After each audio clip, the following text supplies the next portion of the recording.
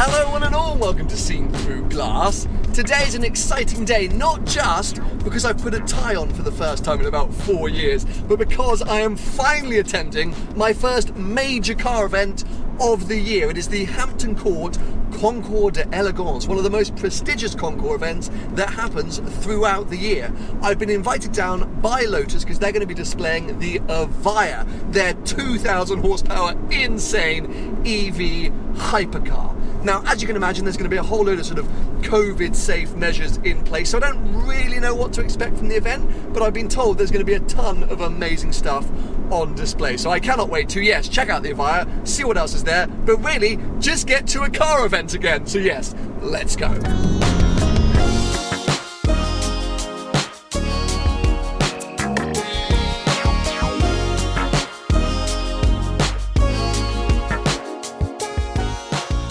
I get the feeling like today might be quite an insane day. The fact there was a McLaren F1 GT1 and a 250 short wheelbase pulling into the car park at the same time as me kind of blows my mind. But I've rushed straight over to the Lotus Stand whilst it's still relatively quiet because yes, you can probably see just behind me the Evija and wait for it, a green Evora GT410. Not a GT410 Sport, but it's green. I feel like Lotus are basically trolling me, trying to make me buy one of their cars, and it's kind of working, I'll be honest. Anyway, in a second we'll check out the two cars on the stand, and then I want to do a bit of a tour of this place and see what else I can find before coming back to have a chat with Gavin Kershaw, Lotus's in-house test and development driver, because wait for it, he's actually been driving the Evija. Yes, there are development cars out there being driven, and I need to find out what that's been like. So yes, quickly check out this stand, then a bit of a tour, and then we'll be back to have a chat with Gavin.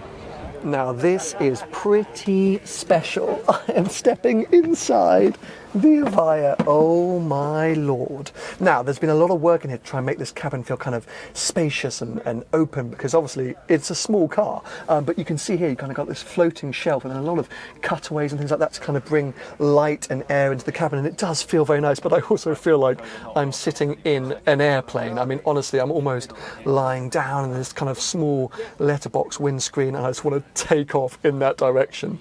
This kind of like slope here in the center console with all these lovely kind of buttons, it's almost like a honeycomb type situation. Obviously DNR for driving, and then a big selector in the middle. This is quite cool. Look, my rear view camera shows up just here on a little screen like so many other EVs. Actually, there you go as well.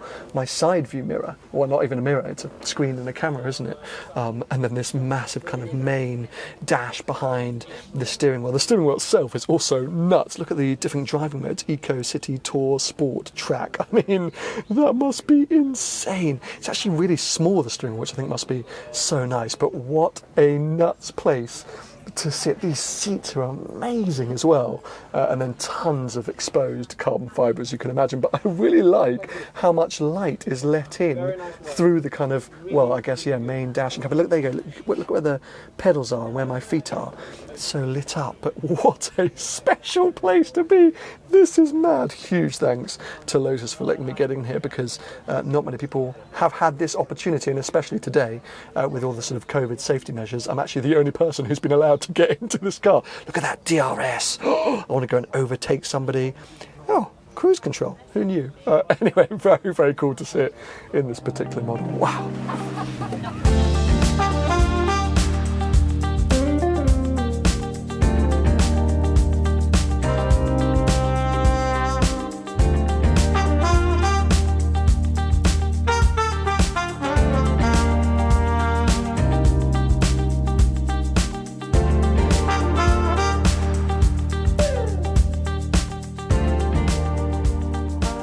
Now this is fairly ridiculous. Fans of 1990s endurance racing, or really just cars in general, check this out. We of course have Porsche 911 GT1.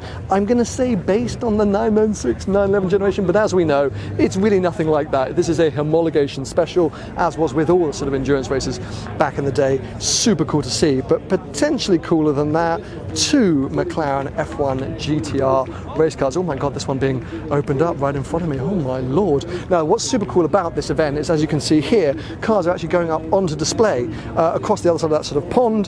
They get driven out along here and onto display. So these cars have actually been moving, have been starting up and been moving.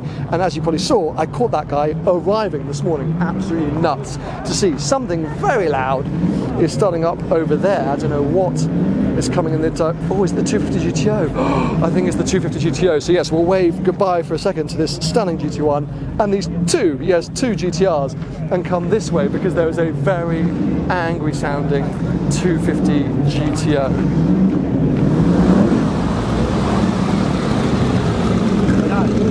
Life does not get much cooler or better than that. Now this is quite cool. This is a Jaguar XK120 restoration that was commissioned by British supermodel David Gandy. Now let's face it, we want our supermodels to be you know, rakish type characters living their best life, and I think David Gandy probably does live his best life because look, he's clearly spilled some red wine in the driver's seat, and he's so just cool and baller. He doesn't even just clean it up. He just leaves that stain just to reflect the fact that when he drives this car, he might have a glass of red wine in his hand. He doesn't care. He is just living life to the full. So yeah, go on, David Gandy. I approve.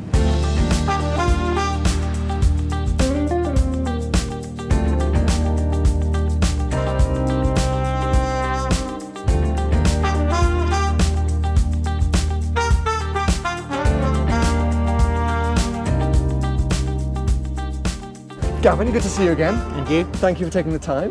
You've been very busy driving the car, which I think we all admit looked like a UFO when it launched. So what's it been like to drive? Does it feel like a UFO? It certainly does. It's hard to describe. That, as you said, we've driven so many sports cars, Formula One cars, and this just feels so different, that the strength and growth all the way through the acceleration, it just pushes you back in your seat. For us, it's a complete game changer, just to the technologies that we're introducing. So the way we've got the aerodynamics to work and the amount of downforce, positioning the battery pack just behind the driver and the passenger to get the inertias right, and then torque vectoring, just to give us the game-changing sort of philosophy, as Chapman-esque, you know, defying physics. You know, when you say you've got 2,000 horsepower and you know Hethel well, it's quite tight, twisty, linked corners. Not always places to use all that 2,000 horsepower. But that was the good thing, that we were very fortunate. We were testing there during lockdown, and we still are. So knowing that circuit well, you feel you can actually sort of benchmark the potential of the car through every corner, every apex. It's just that little bit faster than you've ever been through there before, and the straights are getting really short now. So I guess that's the question that I had, is that this is a game changer for the world maybe, but at least for Lotus. So how do you make a Lotus EV or an EV Lotus? Because that's such an iconic DNA, isn't it, of what makes a Lotus. So has that been really challenging to do that, or actually easier than you thought? It's always a challenge, but we knew it was going to be a full EV from day one. So the architecture, it's completely bespoke for us. It's designed by Lotus. As we said, we're putting the battery pack, the weights around the centre, so we're getting a mid-engine feel. The aerodynamics that work are not gaudy, they're not surface mount, so they're intelligent surfaces. It's very efficient. So those adding then independent form motors, intelligent motors, torque vectoring, you can use different tools to make the car feel agile and very secure at high speed as well, so it's got huge bandwidth. I guess there's been a lot of noise about this car since it launched, but now that you've actually sort of driven it and you're developing it, is there one thing which you feel people aren't talking about, like a sort of a little secret that you feel is so special about this car that people haven't really cottoned onto yet? Yeah, I think that cars are so defined by what we call top trump numbers. Sure. That doesn't describe the feeling, and I can only sum it up that the car's as quick to 200 to 300 kilometers per hour than it is to 0 to 100, because you're not traction limited. Okay. You've got that 2,000 horsepower working with you. All motors are getting maximum traction down. So you've actually, 0 to 300 kilometers per hour in under 9 seconds. I mean, that's just sunk in, I think, because obviously we spoke a little bit before off camera, and I hadn't really comprehended exactly what that means. So, as you say, off the line, there's probably comparable experiences, right? There is, but yeah. That secondary phase is what it's going to blow me. It's going to make my stomach turn, I think. And I think that's what we're all fortunate that we drive fantastic cars, but you hit the throttle at an apex or a straight and this, and that whole emotion that you've ever experienced is there instantly for you. Okay. And it just propels you down the road or out of the next corner. And that's what I think people shouldn't get tied up in the top trumps, and if people are lucky enough to experience that, wow, it bends your mind, it does. Sounds absolutely nuts. Well, look, you're a very lucky man to be driving this thing, and if you ever need a passenger to write notes, I don't know what I could do, but I am willing to be involved, so just give me a call. Be a pleasure. But good to see you, and Thank you. we'll catch up soon. Cheers, Bye-bye. mate. Got to be honest, it's felt a bit strange attending my first big car event post-lockdown today. It's been really nice, but every now and again I'm like, oh, is this normal? What's going on here? But amazing to check out some properly incredible cars, from 250 GTOs to McLaren F1 GTRs to, of course, the Evija. I hope you found it interesting learning a little bit more about this upcoming EV Lotus Hypercar. Give the video a thumbs up if you have enjoyed it, and make sure to stay subscribed for plenty more videos to come.